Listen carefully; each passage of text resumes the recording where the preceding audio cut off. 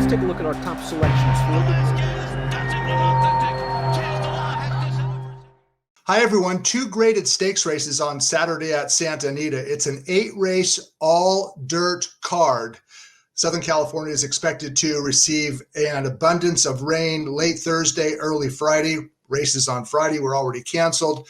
So we're left with an 8-race card, a couple of graded stakes races, and we will look at them in consecutive order in separate segments. And the first one is the Grade 2 San Pasqual Stakes. It's race number 5, and this is the local prep for the Grade 1 Santa Anita Handicap that will be run on March 6th.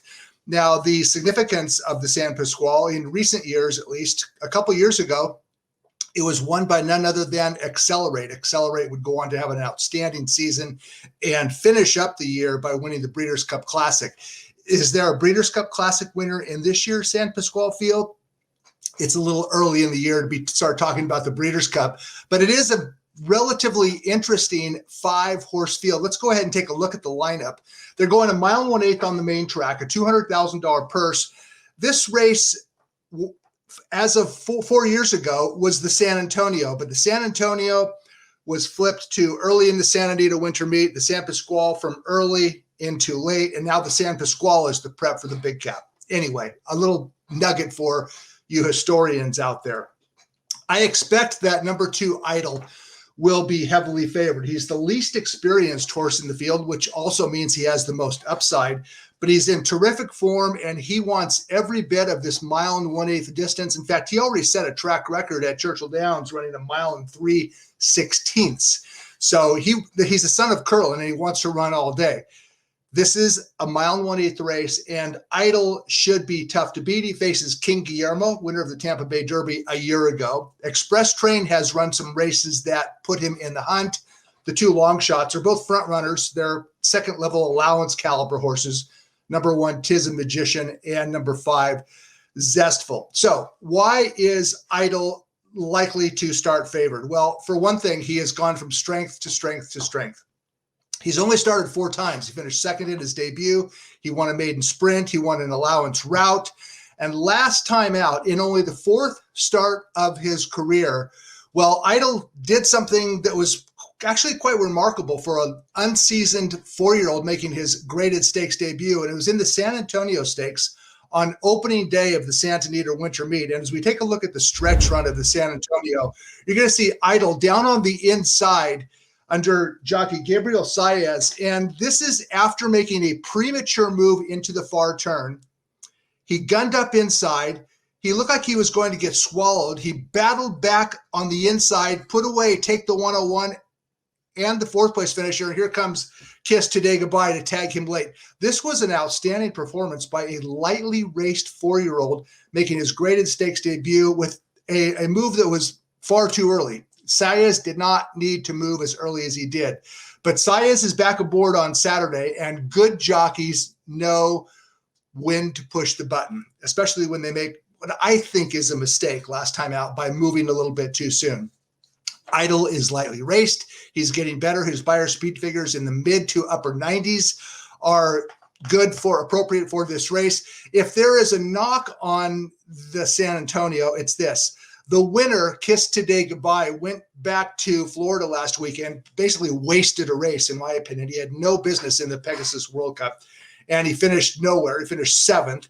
And the 3rd place finisher, Take the 101, returned in a sprint last weekend at Santa Anita. He was the surprising 5-2 favorite on the morning line. He went off at 4-1, and he finished nowhere. So the point is this.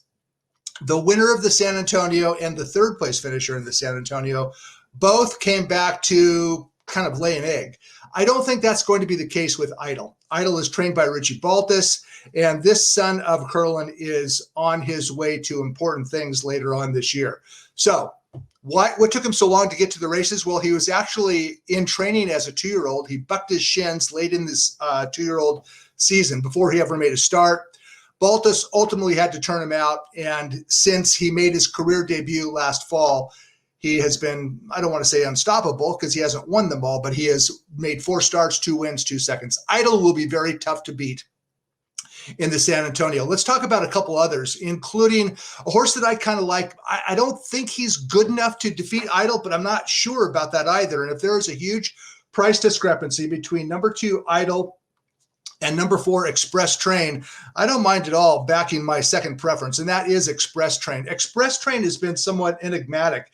Sometimes he fires, sometimes he doesn't, but he certainly fired last time out. And it also was on opening day in the Grade 1 Malibu for 3-year-olds. Let's roll the tape and take a look at the stretch run, and you'll see a horse running off the screen, and that's none other than Charlatan, who's going to win the race. But look at Express Train on the outside, finishing with determination, and he actually finished in front of some pretty good horses behind him.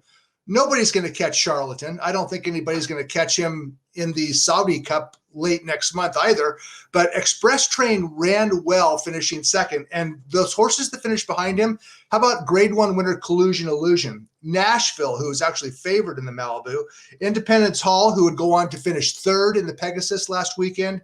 And 1,000 Words, a graded stakes winner. So Express Train, although he was no match for the winner, he outfinished some pretty good horses. Now he's stretching back out to 2 turns, and we know that Express Train can run long. Okay, the biggest mystery in the field could be number 3, King Guillermo. And a year ago, King Guillermo looked like he might be on his way to a potential start in the Kentucky Derby. And in fact, when he made his 2020 debut, it was in the Grade 3 Tampa Bay Derby. And what an outstanding run by King Guillermo. Let's take a look at the Tampa Bay Derby from last March. And King Guillermo, well, he just ran away. He won by more than 4 lengths. He earned a 99 Beyer speed figure. This was his first start as a 3-year-old, and he ran super. Nearly 5-length win, a 99 Beyer speed figure. He would come back a couple months later at Oaklawn Park and finish second in a division of the Arkansas Derby, won by Nadal. And King Guillermo was actually on his way to the Kentucky Derby, but he got sick the week of the race, did not enter, and that was the end of that. Now, what has King Guillermo done since then?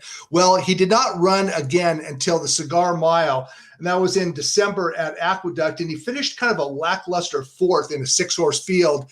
His trainer, Juan Avila, said earlier this week, I spoke to him on the phone earlier this week, and he said that King Guillermo was not ready for the Cigar Mile. He had gotten sick. He'd missed some training. He wasn't at his best for the Cigar Mile, and that was his alibi.